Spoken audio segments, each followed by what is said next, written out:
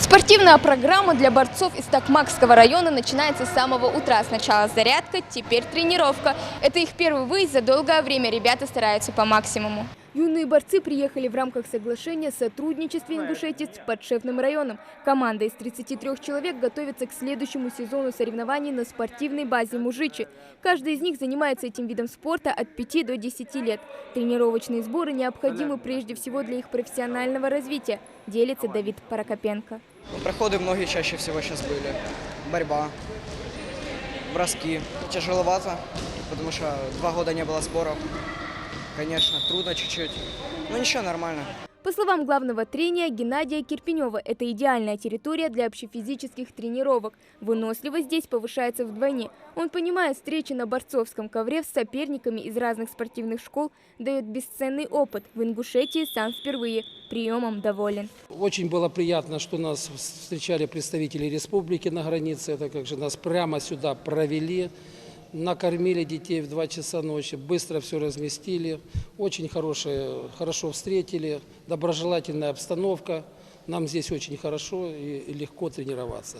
Только при должном усердии спортсмен может достичь всех высот в своем виде спорта. Здесь есть все необходимые условия. На территории комплекса 4 спальных корпуса, спортивные залы, футбольное поле, теннисный корт, волейбольная и баскетбольная площадки, прачечная, баня и многое другое. Все очень хорошо, все есть для того, чтобы тренироваться, поднять свой технический уровень. Сейчас будем у детей это как же вспоминать, потому что долго серьезно не тренировались, это как его функциональную подготовку поднимем. Я думаю, у нас все получится. Предгорный район повышает эффективность такой подготовки в 2 раза. Чистый воздух и высокое месторасположение повышают аппетит.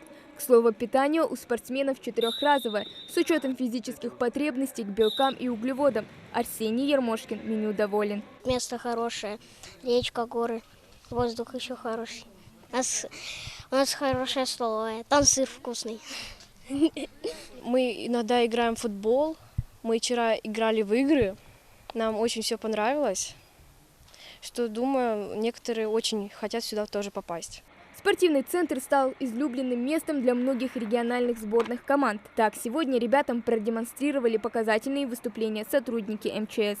Первоначально наша задача заключается в профилактике, а второе – это спасение имущества, спасение людей, а после тушение пожара. То есть мы сейчас будем показывать, как действует боевой расчет по приезду на пожар.